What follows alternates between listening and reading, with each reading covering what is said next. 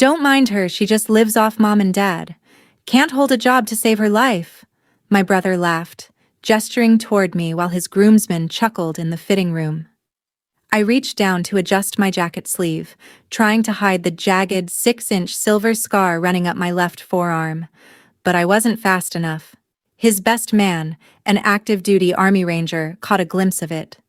His eyes widened, the color draining completely from his face. He stood up straight, snapped to attention, and looked at me like he was seeing a ghost. My brother rolled his eyes. "Dude, what are you doing? It's just my freeloading sister." The ranger pulled out his phone with a trembling hand, made a single call, and said 3 words. "She's right here." 20 minutes later, the door swung open, and 2 military officers walked into the fitting room. Before you hear what happened next, drop a comment below with the city or country you're watching from today, so I can give you a shout-out. My name is Charlotte Mason, and at 36 years old, I had spent the last 5 years letting my family believe I was a complete failure. To my younger brother, Brandon, I was nothing more than an unemployed leech who refused to leave our parents' guest house. Every Sunday dinner was a gauntlet of his snide remarks about my lack of ambition and how I was dragging down the family name. What Brandon didn't know, and what I was legally bound to keep hidden, was the truth about my life. I didn't work a corporate job because I spent over a decade as a high-level private intelligence logistics specialist, operating under strict non-disclosure agreements. When an injury forced me into early retirement, I transitioned into running a discreet, high-yield security firm from my laptop. I didn't stay in my parents' guest house out of laziness or desperation. I stayed because, after my father's stroke, the medical bills crippled them.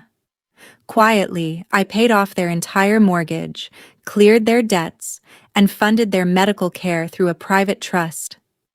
I let my parents believe the money came from an anonymous pension fund, and I let Brandon believe his pathetic $300 monthly contribution was keeping the household afloat. I swallowed my pride every single day, allowing him to play the big shot, just to keep the peace and protect my parents from stress. But my silence had created a monster, and Brandon's ego was about to crash headfirst into reality. The humiliation reached its absolute peak 3 weeks before Brandon's lavish wedding. He had dragged me along to an high-end tailor shop in downtown Sacramento under the guise of needing an extra opinion on the groomsmen's tuxedos. But I knew the real reason. He wanted an audience to parade his sudden, inflated importance. Standing in the center of the plush, mirrored room, Brandon preened in his tailored charcoal suit, surrounded by 4 of his closest friends. I sat quietly on a leather couch in the corner, dressed in a plain black long-sleeve shirt and jeans, catching up on encrypted work emails on my phone. "Hey, Charlotte," Brandon called out, his voice dripping with condescension as he checked his cufflinks in the mirror. "Try not to look so depressed. I know you're not used to being around people who actually work for a living, but at least act like you're happy for me." A few of his groomsmen chuckled awkwardly. I kept my eyes on my screen, refusing to give him the reaction he desperately craved. "I'm happy for you, Brandon. The suit looks fine." "Fine?" He scoffed, turning to face his friends with a wide, arrogant grin. "Don't mind her, guys. She lives off mom and dad. Can't hold a real job to save her life, so she sits in the guest house all day doing freelance typing. Honestly, it's embarrassing." The room grew quiet. I swallowed the surge of anger rising in my throat and reached down to pull my left jacket sleeve tighter around my wrist, aiming to cover the jagged 6-inch silver scar running up my forearm. Too slow.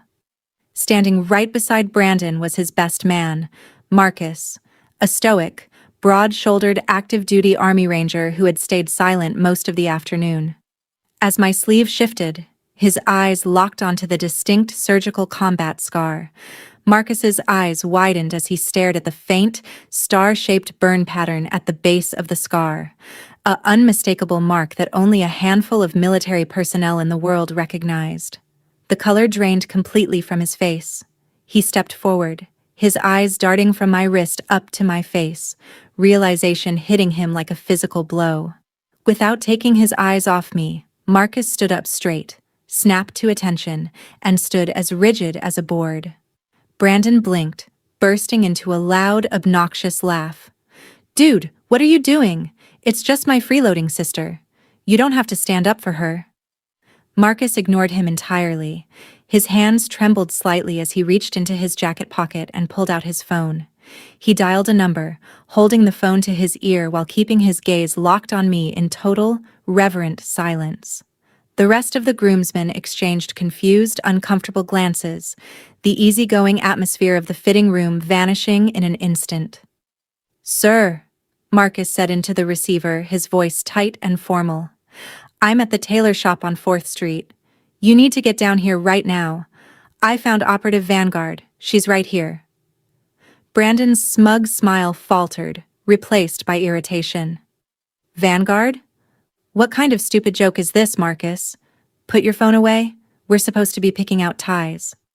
Marcus turned his head slowly, glaring at Brandon with a look of pure, unadulterated coldness that made my brother flinch. "Shut your mouth, Brandon. You have no idea who you're talking to." For the next 20 minutes, an intense, suffocating silence hung over the shop. Brandon paced back and forth, muttering under his breath about Marcus losing his mind, while I sat quietly, bracing myself for what was coming. Then, the heavy glass doors of the shop swung open, and two high-ranking military officers in full-dress uniforms stepped inside. The two officers scanned the room before their eyes settled directly on me. Without a second's hesitation, both men stepped forward, stood at rigid attention, and delivered a crisp, formal salute. The entire fitting room froze. Brandon's jaw dropped so low it looked unhinged, his face turning an unsightly shade of crimson as he stared between the decorated officers and his supposedly unemployed sister. The senior officer, a colonel with graying temples, lowered his hand and spoke with deep respect. "Ma'am, Sergeant Major Marcus contacted us immediately. We had no idea you were residing in Sacramento. It is an honor to stand before you again." "Colonel," I replied quietly, standing up and giving a simple nod. "I've been living a quiet life." Marcus stepped up beside the colonel, his voice thick with emotion as he looked at the stunned groomsmen. 6 years ago in the Helmand province, my squad was ambushed and cut off. We were completely surrounded, taking heavy fire, and waiting to die. Operative Vanguard single-handedly coordinated our extraction under direct fire, took a shrapnel blast to the arm that gave her that scar, and refused medical evacuation until every single one of my men was loaded onto that chopper. Marcus turned to face Brandon, his eyes burning. "Your sister isn't a freeloading nobody. She's the reason I'm standing here today to be your best man." The groomsman looked at Brandon with sheer disgust, horrified by how casually he had belittled a decorated hero. Brandon stumbled backward, stammering excuses, his pathetic arrogance entirely shattered in front of the men he had been trying so hard to impress. Panicking over his ruined reputation, Brandon stormed into our parents' house later that evening, demanding answers.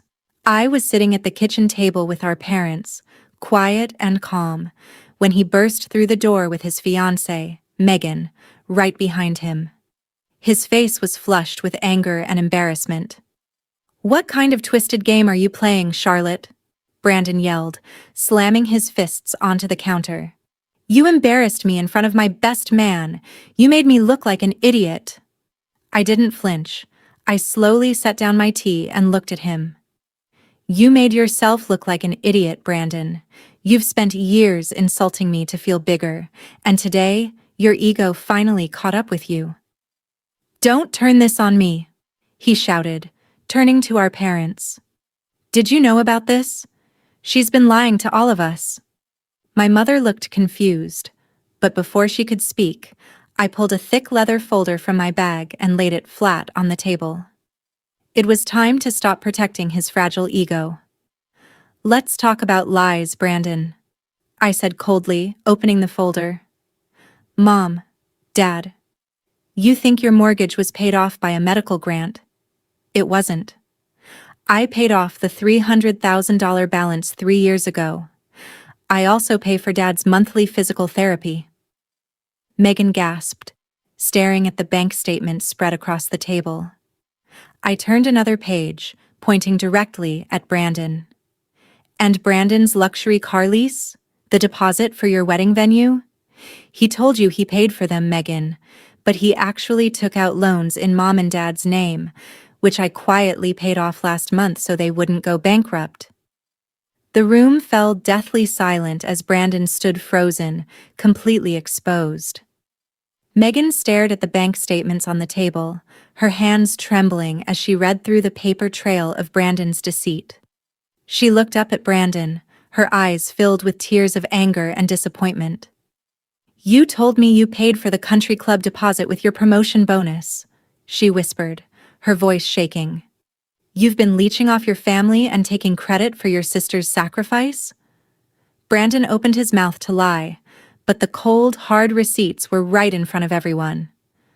My father, frail from his stroke, looked at Brandon with a mixture of heartbreak and pity. Son, Dad said softly, we gave you every opportunity. How could you treat your sister like this after everything she's done for us? The fallout was swift. Over the next 3 weeks leading up to the wedding, Megan demanded complete transparency. She forced Brandon to call his groomsmen and confess the truth about his financial lies and the way he had mistreated me. On the day of the wedding, the atmosphere was tense but solemn. Marcus and the rest of the groomsmen treated me with absolute reverence, ensuring I was seated in the front row as the true guest of honor. Brandon stood at the altar, looking small, humiliated, and thoroughly humbled as he watched Megan walk down the aisle. He had been forced to face the harsh reality that his entire identity as a successful, self-made man was nothing more than a cheap illusion built on my quiet generosity. After the wedding, I made the decision to stop enabling my brother's toxicity. I officially transferred the ownership of my parents' house into an ironclad family trust, ensuring Brandon could never touch it or take out loans against it again. I cut him off financially, forcing him to surrender his luxury car lease and take a second job to pay back his personal debts. It was a tough love he desperately needed. As for me, I finally moved out of the guest house and bought a peaceful, private coastal estate in Carmel. I continued to run my security firm, but for the first time in my life, I no longer carry the heavy burden of keeping my head down just to keep the peace. True strength doesn't need to brag or belittle others. Sometimes, the quietest person in the room is the one holding everything together. If you were in my shoes, would you have cut Brandon off financially right away, or given him one more chance to fix his mistakes? Let me know in the comments below. Don't forget to subscribe for more story scripts, and make sure to click on the next video appearing on your screen right now.